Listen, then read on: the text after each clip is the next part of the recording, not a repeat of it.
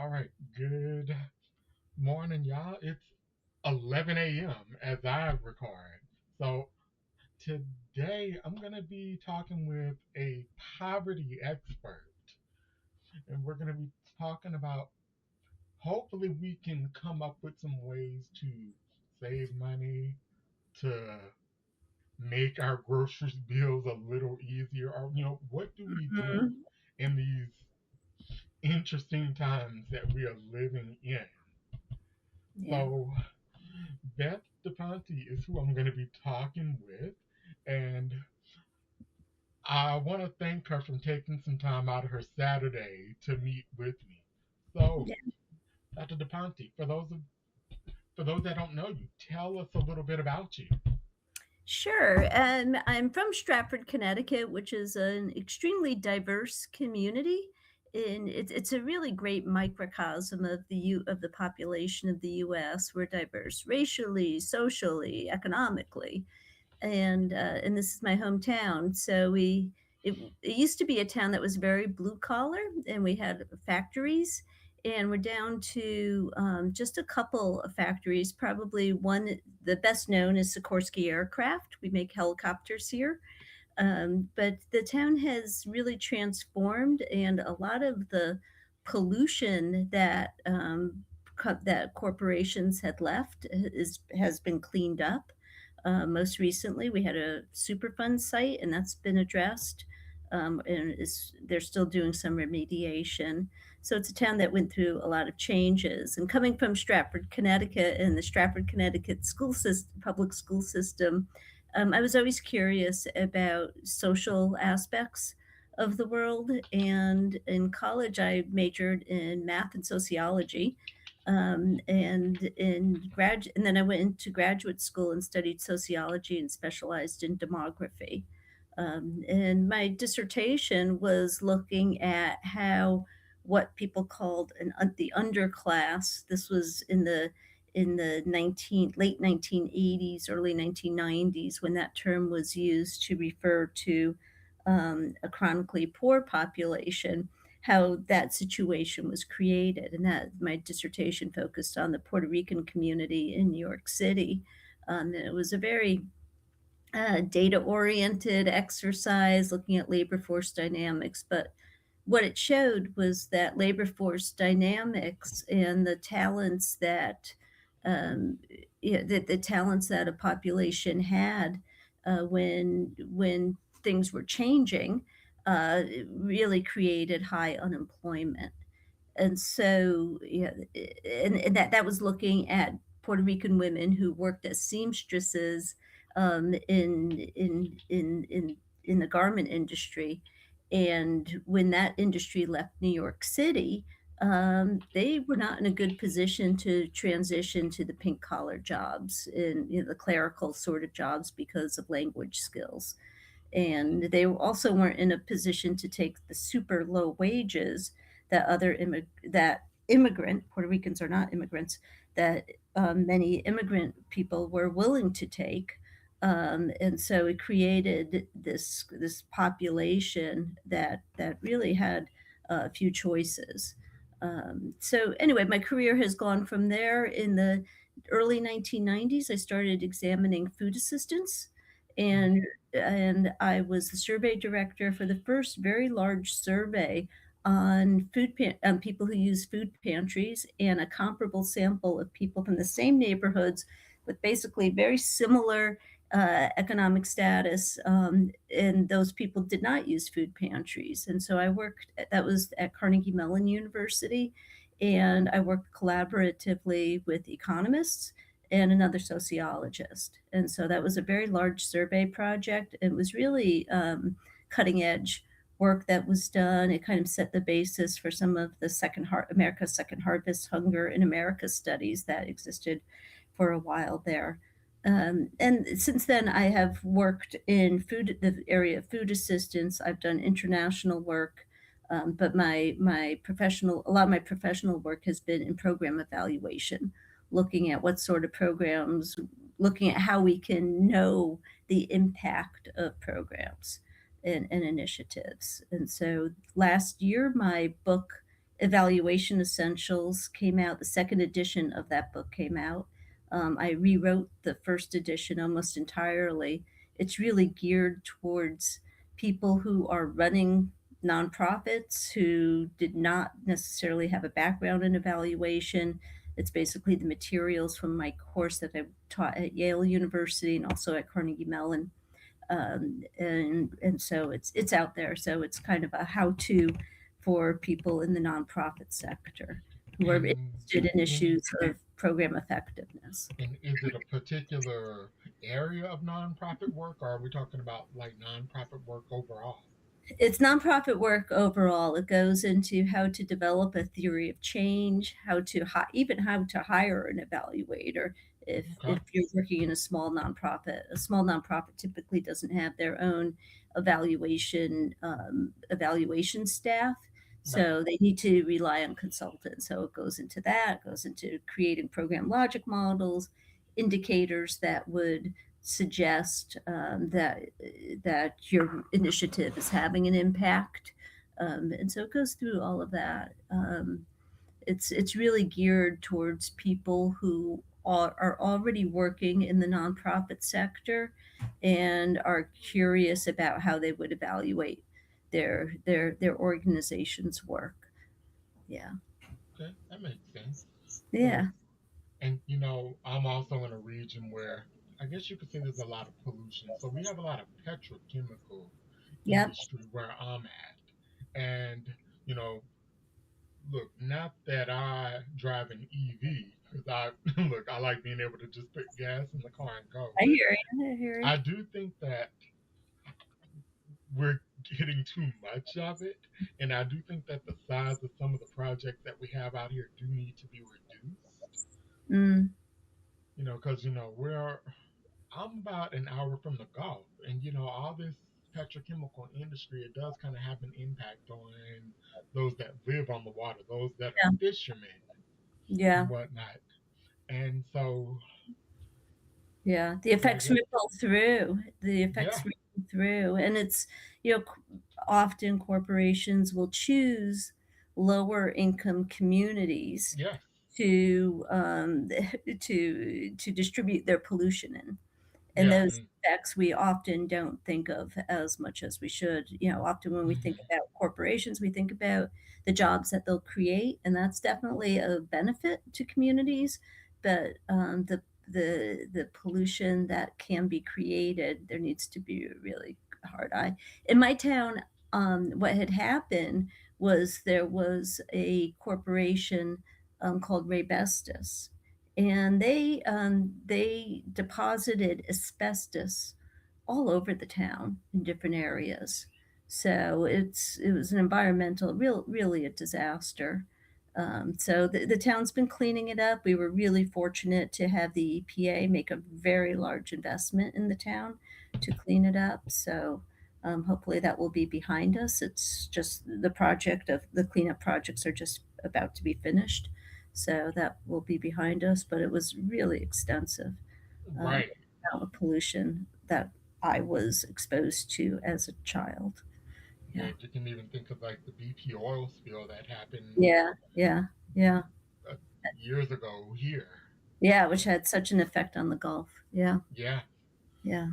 So now I'm interested to know about work in the world of poverty. So now, the first question I guess we want to know is: it's said that the progress against extreme poverty has kind of stalled. So Mhm. why is that? And there isn't the political will. We no longer talk about having a war on poverty. In fact, I mean, we saw last October, end of October in 2025, when food stamps or the SNAP program was totally interrupted. People weren't getting their benefits because there wasn't passage of the Y- spending bill. Yeah, Um, the government and, shutdown. and that was held. The government shut down, and that was held as hostage. That held Yeah. a lot of people hostage. 12% of the U.S. population relies on SNAP. Hmm. 12%. I mean, it's just a tremendous amount of people. And then, I mean, there isn't the political will to expand SNAP. And what we've seen recently is that a lot more hurdles have been put up for even for participating in SNAP. People have to be recertified now.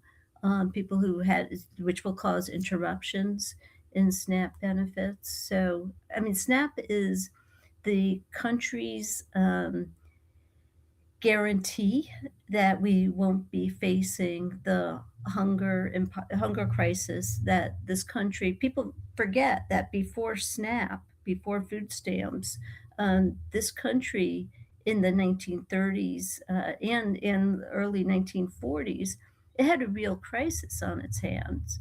It didn't Yeah. when people were being drafted for World War II, they couldn't pass the physicals because of malnutrition. And that was a big call to action when people realized and it's a connection between malnutrition and our defense capabilities. And Shannon Beatty and I wrote a paper we wrote it some time ago, but it is cited like regularly.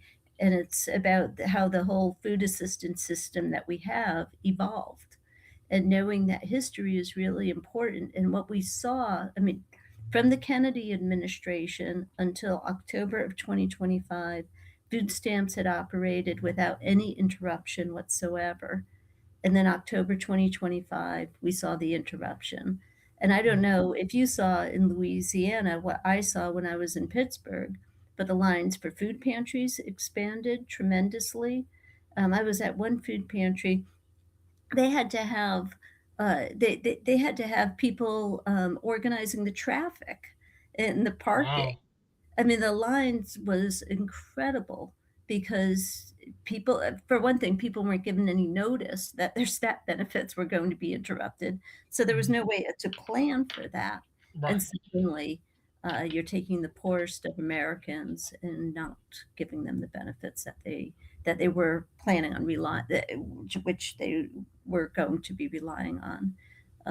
Yeah, that was really, I think that was a big wake up call for a lot of people that this program is important, that we need to support it, that it needs to be expanded, in my opinion, and perhaps reformed in some ways, Yeah. but not in that way. I mean, having the cutoff was just terrible. It was Yeah. Yeah. devastating. And the food Unfortunately, pantries couldn't deal with it. They didn't have the right. They capability. don't have the food. They didn't have the food. They didn't have enough Right. food. And what happened was that food pantries started to they call it stretching the amount that they give to people, to households. But what that means is that you're reducing the amount in the package that people would get, or reducing the amount that they could get from Right. the food pantry, just so the food pantry could serve more. So there's an Mm. equitable lens.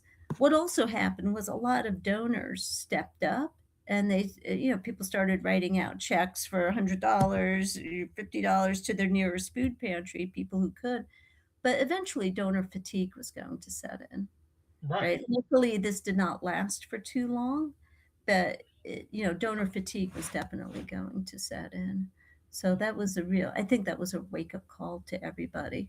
Right. Uh, I had written an op-ed on that incident, which reflected, it gave the numbers as to how many people the food, how many more people would have been relying on food pantries. So basically, what happened was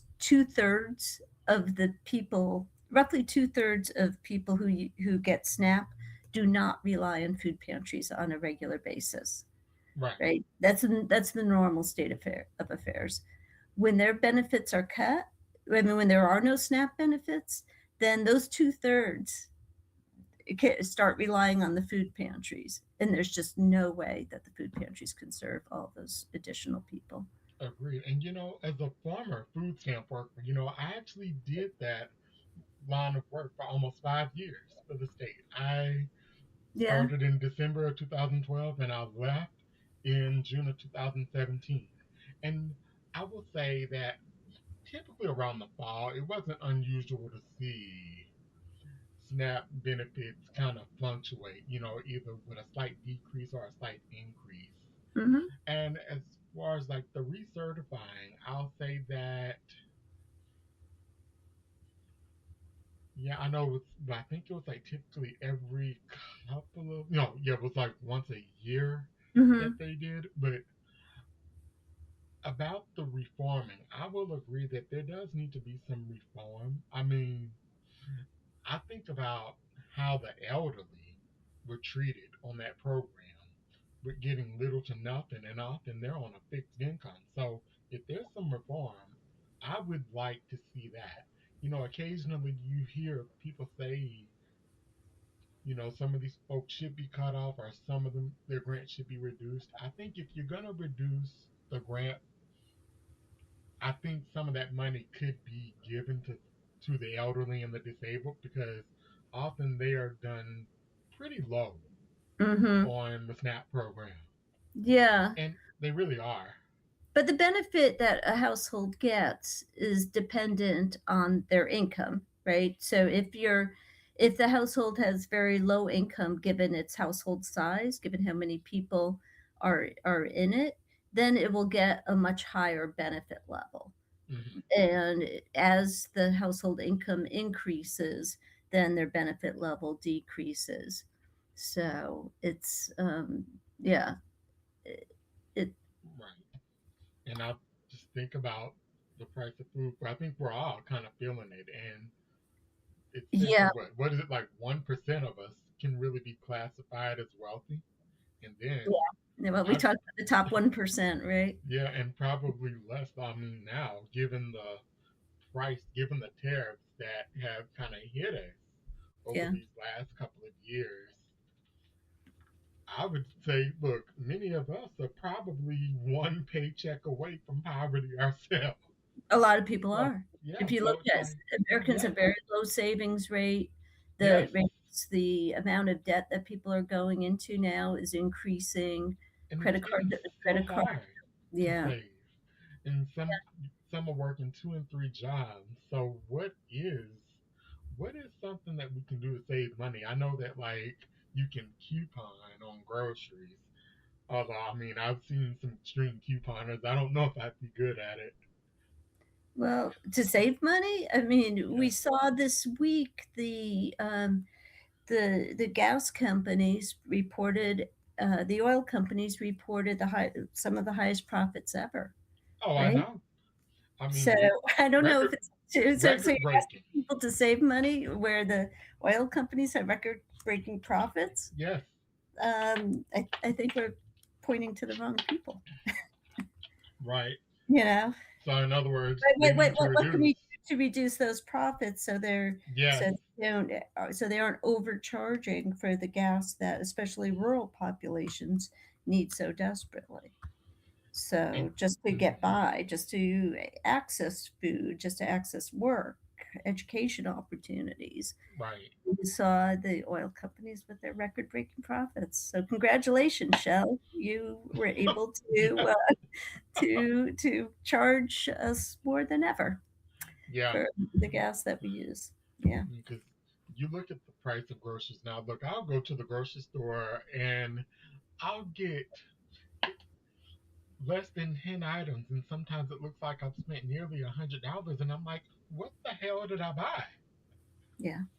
And I say to family and friends, and look, even customers in the work I'm in right now, I'm like, look, pretty soon meat is going to be a luxury item, like even Hmm. chicken, I Hmm. think, because of the prices that we're dealing with. But I guess my concern with SNAP, I get some people are, I kind of have a mixed feelings about the restrictions. I am not opposed to having some restrictions because look, you already have, because by law you already can't buy alcohol, tobacco products, Hmm. ammunition. But I do think that if I see somebody with a food stamp card in the grocery store and I see a lot of produce, I'm not gonna throw a hissy fit about them little Debbie cakes, a little Right, snack food. Now, right. I think a better option would be maybe no more than X amount of money spent on junk food versus saying flat out, you can't buy soda, you can't buy candy. You know, I'm not into I'm not so into the micromanagement there. I mean, there's the big picture. For one thing, yeah, and I'm not into the micromanagement.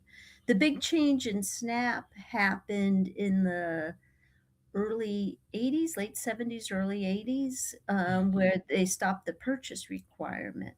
It used to be that you had to purchase your food stamps, Mm-hmm. and what you would get for the month was the equivalent, what they call the Thrifty Food Plan, Right. which, according to the government, is enough to feed your family for a month. So you would buy your food stamps, and the amount that you paid for those food stamps was dependent on your family income. So what happened is there were reports that some people couldn't even afford to buy their food stamps. Right. Because, I mean, what does a homeless If you person did, do that if has you, no job? exactly. So if you didn't have the minimum cash that was needed, that they couldn't, and so there were reports that people were being kept out of the program and couldn't afford to buy their food stamps. So then they changed it to, okay, we'll just give people the benefit, and assuming that they will come up with that amount that they used to set aside for purchasing food stamps, that they'll still devote that amount to food in their household budget. What happened though, I strongly believe, is that what happened is Mm-hmm. that created a demand for food from food pantries. That created even more of a demand for free food because that money, let's say you bought, let's say you got $100 in food stamps if you paid $33. And now the government would give you $67 in food stamps and say, okay, we expect you to still devote $33 for food. Mm-hmm. But there are no restrictions on that $33. That $33 could also be used for anything else that the household needs, Mm-hmm. right? So if the household could get free food from food pantries to make up that $33, then they could use that $33 in another way. Uh-huh. And so that created a big demand for Right. for food from food pantries. So all this kind of happened at the same time when food pantries were beginning to take off. The Good Samaritan laws changed, and then you also had politicians talking about points of light and volunteers being points of light. If you, I don't know if you remember George Bush talking about that. And that Mm-hmm. created a big explosion in the whole food assistance network. Right. Yeah. And, I get what you're saying. Micromanagement is never a good thing. I guess what I'm saying is you do want to encourage low income families to purchase healthy foods, but Yeah. the problem is, we're dealing with food deserts, and I don't know about you, but my hometown. Okay, so in my 39 years, I've kind of seen like the mid part and really like the east and north part kind of transition as grocery stores shut down and as like the south end of the city, started gaining more traction. I've I've seen the change on those other ends. Mhm. Like the mid city, I remember. Yeah, so yeah, I was born in '87, so 90s kid. I remember when it was a less than 10-minute drive for those that lived in Central City and the East Side to get groceries. Some had Mm, grocery stores right yeah, on top of them, but now you don't have that. that's So right. my thing is, I do think that if you're really trying to make America healthy again, shouldn't we be trying to do something about these food deserts and these Yes. food swamps first? Yes, absolutely. There, I've seen really good work done with mobile pantries or mobile farmers markets. Those are great examples of bringing fresh food to areas that don't have fresh produce, and then allowing people to use their their SNAP benefits and their WIC benefits at Yeah. those, and also, they're like in Pennsylvania, they have a senior food program, and they've been supplementing that with farmers markets with fresh produce. There've been a lot of efforts, and I think those are great examples of trying to, solve the or at least trying to address the problem of food deserts and of a lack of produce. In conjunction, there have been efforts to provide people with nutrition education, cooking education, so people can learn what to do with the produce. Because not everybody now, I think that there's been a broken link in cooking skills sometimes. Oh yeah. Yeah, and not everybody knows what to do with okra or eggplant or anything else that they may get from a farmer's market. But those efforts to have mobile farmers markets, they're really great for communities in terms of community building, having some small economic development. Sometimes artisans will go to them and also try to tag on to it and making it a nice community event. I know in my community here, we have a farmer's market once a week. It's very well attended. But having those are, and it also brings the farmers in and gives them outlets for Yeah. their goods Yeah. without having To to be sell over. their goods. Yeah, Yeah. yeah. And No, I those like are that really good too. examples. But the consolidation of the grocery stores, that's had a big impact. I mean, you don't see as many greengrocers, and you don't see them often in rural areas at all, or even Right. in urban areas and Right. suburban areas too. Yeah, Yeah. yeah. So No, that's it's a big impact. yeah. So that was my first question Yeah. as a former food stamp worker. I was like, okay, I get it. Because like I said, you already have some restrictions. I mean, you've always had them to some extent. Mhm.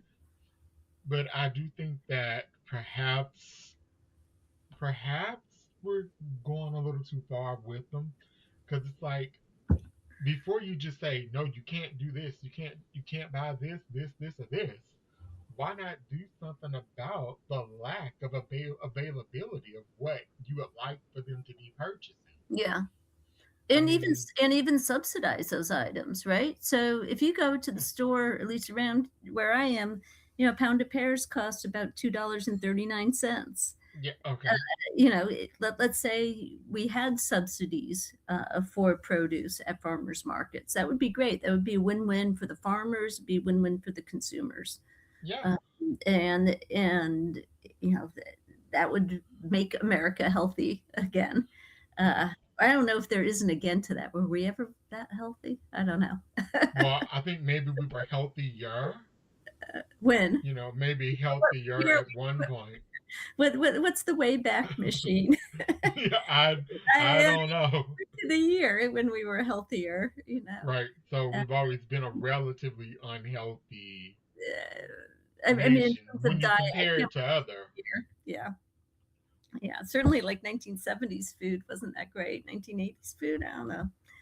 Anyway. Yeah, but I guess you could say that prior to that, I guess you could say more people did cook at home. You didn't have so many people dining out, so we might have been healthier in that sense. But Yeah. even at that, Yeah. No, no, 'cause dining, cooking requires time. It requires. I was talking with one nutrition educator. I'm working on an evaluation for a client, and I'm doing interviews. And one nutrition educator uh, found that they were offering nutrition education, and people were coming, but then realized that they didn't have pots and pans or oh working wow, kitchens. okay, And so, just even stocking a kitchen can be having a stocked kitchen, it can be a barrier to right, some people, all depending. right, to a cooking class. Yeah, you could have a cooking class, but then if they're But going home, right, but if they don't have the and items needed, yeah, right?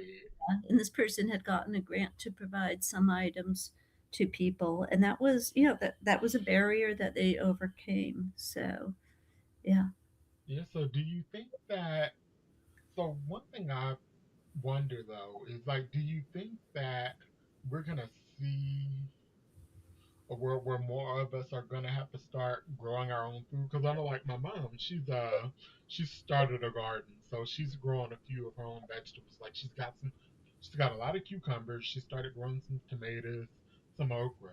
Do you think that we're gonna see more of that in the future? And do you think that that might be a that this may be a little more beneficial to us because I mean it's less we're less likely to have insecticides, on these Yeah, vegetables when we're yeah, yeah. growing them ourselves.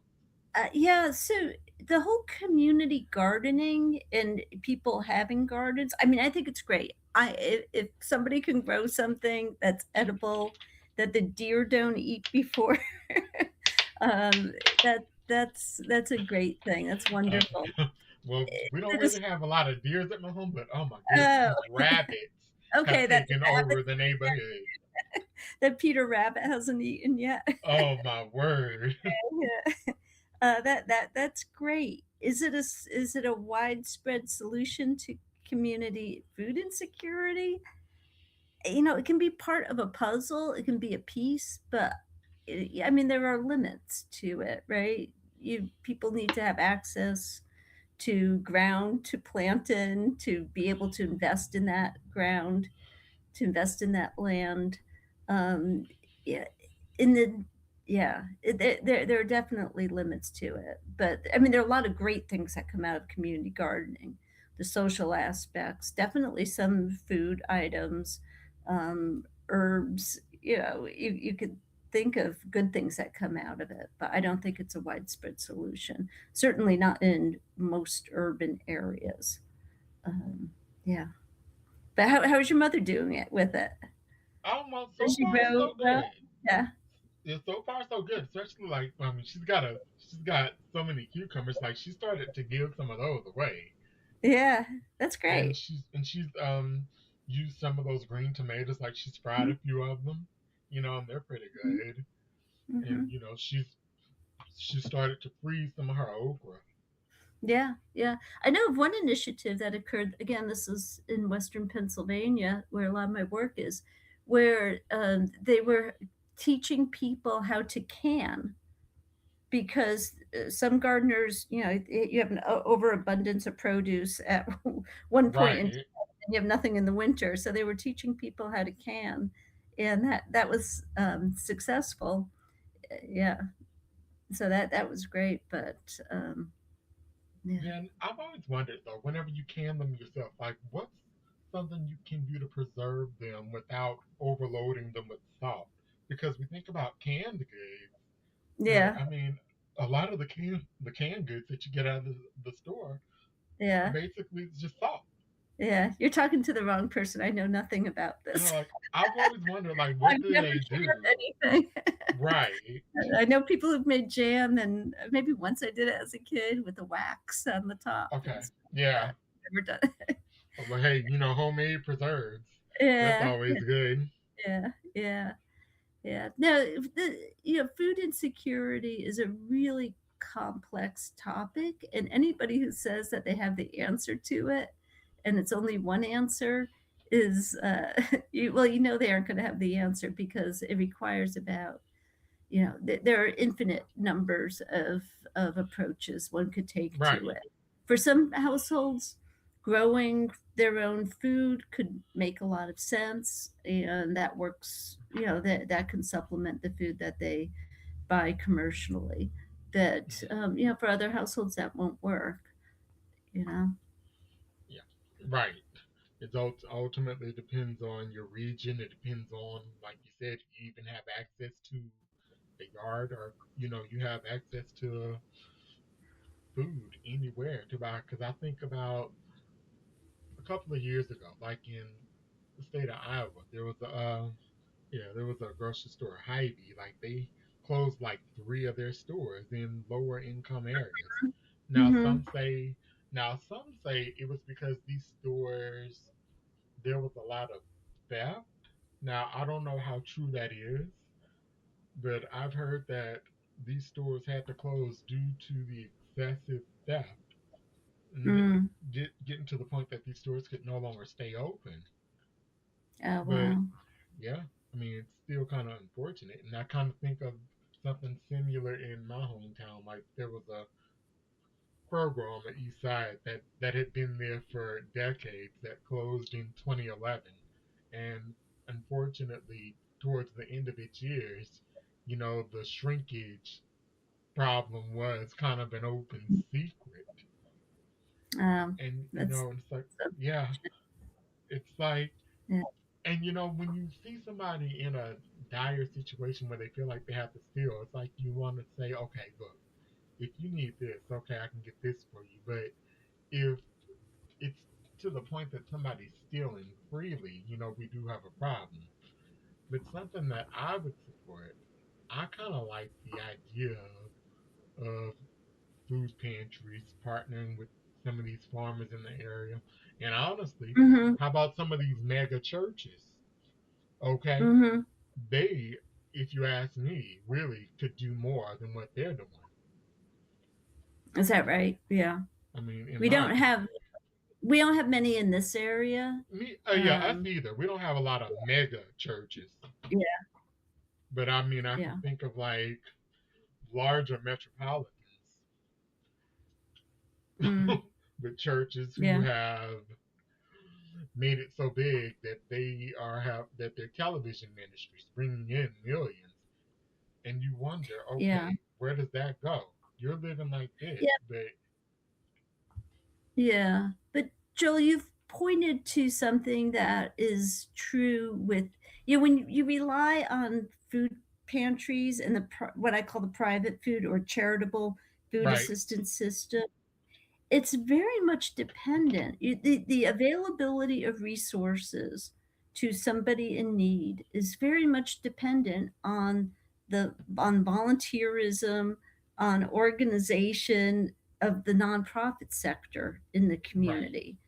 And sometimes what you see is in those areas with the most need, there are the fewest resources from this. yeah, This is yeah, why this program is far more equitable than relying on charitable food assistance. it is So, because it's a when the, yeah. because these pantries are, some of them are only open what, 1 or 2 days a week. Mhm, mhm, That's one and it thing, will and mhm. then Yeah, and you're seeing more and more resources going to, trying to establish pantries, trying to get refrigeration for them and kind of duplicating the resources that you have in grocery stores. So I don't know. I'm just saying that the SNAP program allows people to shop where it they does.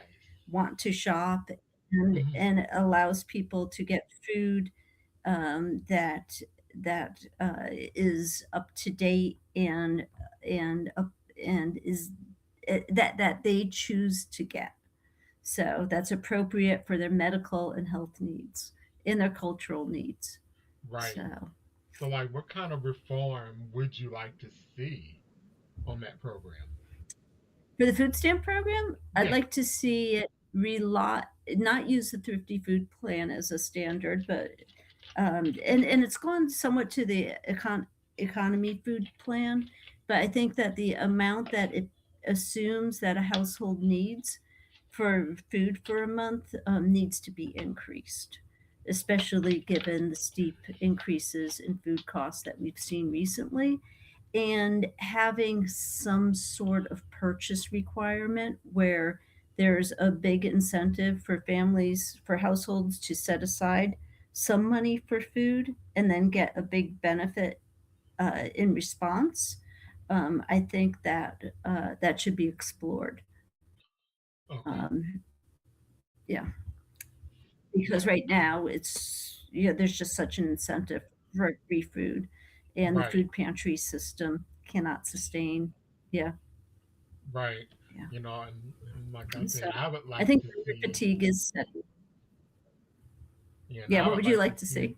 Well, I would like to see, like I said, the elderly and the disabled be treated more fairly on that program, because with them, it's like unless they have a lot of medical expenses that one can Mhm. give them credit for, their grant Right, is going to be so low, and it's like, come on, that's barely that's barely milk, right, right. and they're on a Yeah, fixed income. yeah, yeah, and that's not gonna change. Whatever I mean, their benefit level cha it's it's the same more or less as anybody else's benefit level. It's just that they live in one-person households, right? For people who live in one-person households, the benefit level is low Hmm. because it's dependent on the amount of food that a one-person household is is is deemed to require. And yeah, and Yeah. if you're not able to, I would like to see some sort of alternate program that would help them, because look, at the end of the day, they shouldn't have to choose between their medication and a meal. You don't want anybody to be hungry at the end of the day. Or So, under medicated. right, or under medicated. Yeah, yeah, yeah, yeah. So that's something that I do think needs to be explored. And if not, Mhm. are there some are there other government programs, you know, specifically for those demographics that can help them with their grocery bill, or just getting access to food?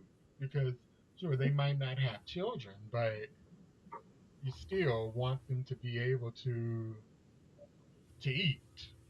Sure, sure.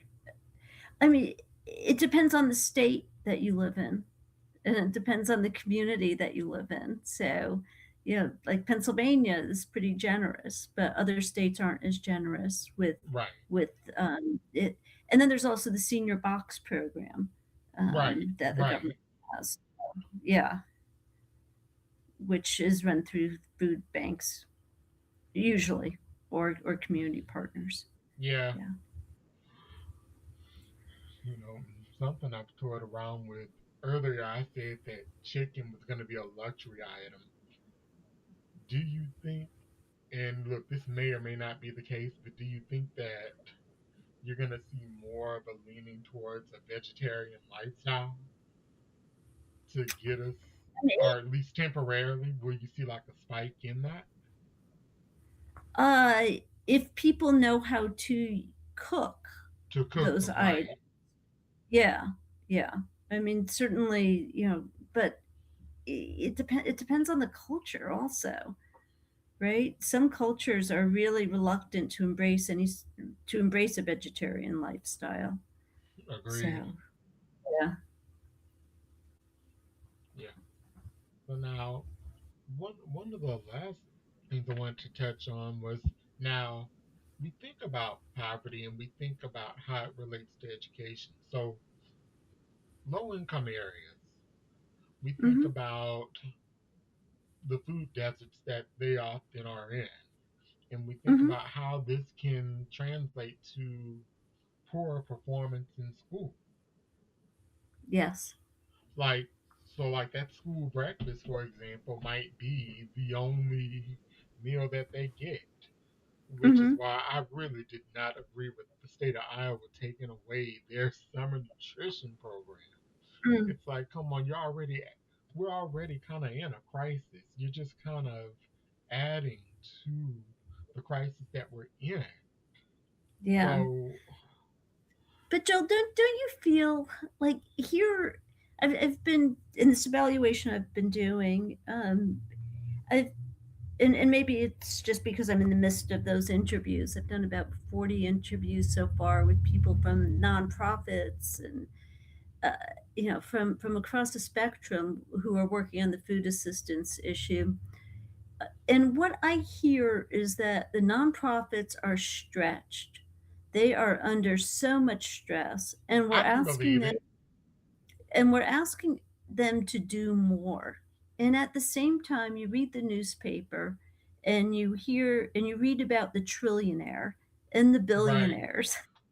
and here we're trying to do more and more with just these little crumbs that, Right. and Right. asking how can we stretch the crumbs when Right. the big picture is increased income inequality, Right. and These we can't. organizations, they rely on donations. They rely on And donations. Yeah, but yeah, still, all these organizations and yeah, they rely on donations. Usually, people in the nonprofit sector are relatively poorly paid, um, and they're doing just tremendous work. And on the with other very hand, little. with very little. And on the other side of things, you're seeing the trillionaires and the billionaires, you know, trying to go to Mars and go having flights up in the outer atmosphere, and Or it's look, just are getting us in very wars that we really don't need to get in. yes, and so it's just a very strange time to be asking ourselves, like, how can the nonprofits be more efficient? How can we how can we stretch the food dollar, the measly food dollars that people are getting? Maybe we're just asking the wrong questions. Maybe We we should be probably are. asking instead, how can more money be spent on the nonprofit sector? And how can we have Agreed. tax policies that truly encourage or benefit the bottom 50% rather than top 1%. So Right. Yeah, agreed. Agreed. yeah. Those we are asking. We're asking nonprofits to do so much on very little. I mean, if you're relying solely on donations and volunteers who often can't, who often aren't paid because the donations aren't there. And then even going a little further, the donations, one month could be huge. The following month, you could see Hmm. virtually nothing. Hmm. It's all about what somebody is in the mood to donate. So, Yeah. yeah, maybe we should be asking, hey, maybe we should be asking USDA, why don't y'all step in? Hey, help us. That's what Well, probably needs to happen. they're going to USDA say probably needs to pop in. this. Yeah, I mean, so I assume that that they stopped collecting food insecurity data. So Yes, we will they never did. know so we will never know the impact of these policies in real time or even in a year lag time, That's on nuts. that we had. It They stopped is. collecting a lot of reports from these federal agencies, and it's like, why are you look? And let's just like omit party affiliation for a minute. The idea that you think that it would be wise to omit this type of data is absurd, Yeah, yeah. So regardless we've of your had party. time. So I was there at the USDA in the meetings when we were first talking about what it meant to be food insecure. And then a whole food security index was created, right? And then that got onto the current population survey so we could look at food insecurity in the whole US population. And that was in the 1990s. And now, after having all of that data and seeing how policies impacted food security, we now won't have the data anymore. And So, then you wonder if state agencies could collect data based on the residents in their state. You might not have a national database or data source, but is there something that state and local government can do as far as data collection to get an idea about the folks that they serve in their states or in yeah, their municipalities, in their towns? that's a really good question. So, ultimately, this is all survey data, right? And the Census Bureau is uniquely positioned and tasked with collecting data on the US population. to have 50 states replicate what the Census Bureau should be doing, talk about inefficiencies, right? You would be asking, it's not only conducting a survey, it's not like conducting a presidential poll, uh, but because those presidential polls ultimately rely on the Census Bureau for the sampling frames. They Mhm. rely on Census Bureau data for the sampling frames of it all. But could states replicate what the Census Bureau does or should be doing? I mean, shame on us for if we go down that rabbit hole and spend those resources um, at the state level. And I don't see states having that money. I mean, the states are also having trouble, right? Each state Right. is having trouble, right? Everybody's seeing huge increases in property taxes, except for Florida, where they decided they aren't going to have property taxes anymore. Let's see how that works out for them. But yeah, Yeah, and I'll I know stop that, there. and I don't think Texas is taxed on their groceries. So I don't think they have sales taxes because, I know that when I worked in food stamps, so there's a town about 20 minutes west of me called Benton, and they're about 15 minutes from Texas, and it wasn't unusual for those clients to drive 15 minutes up the road in Texas for cheaper groceries because Mm. they're not taxed on them the way we are here. Yeah, Connecticut doesn't tax food, doesn't Okay, tax groceries.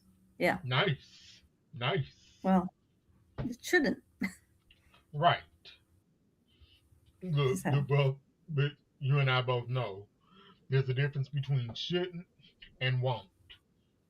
There's a lot of things that you should not do that that are done, and there's a lot of things that one should be doing that are not done. Mm.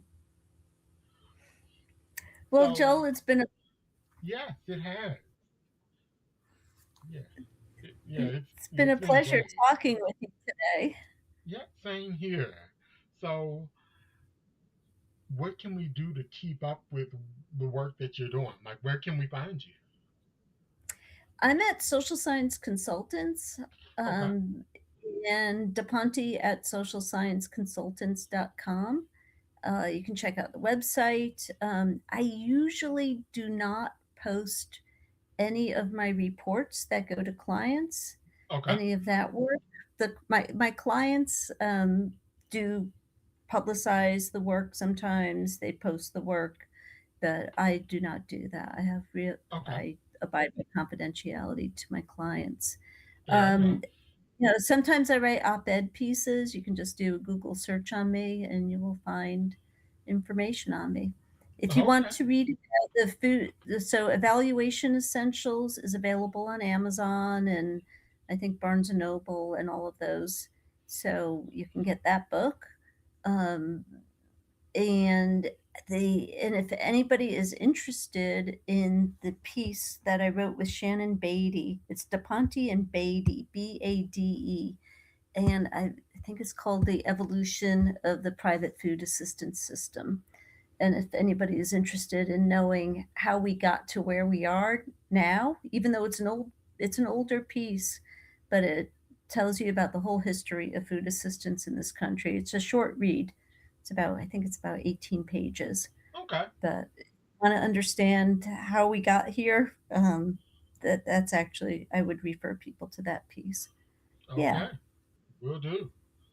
Well, I do want to thank you again for taking some Yeah. time out Thank of you your so much, Saturday. Joel, for you doing this, for you being committed Oh, no to the cause problem. of Oh, not a poverty problem. and shedding light. Yeah. Yeah. I Oh, really absolutely. appreciate it. Oh, well, thank you so much. So, okay. Well, you have a Well, you good have a rest of great your day. day. Yeah. Like, Okay. same to you. Ciao. Bye bye. Bye, Joel.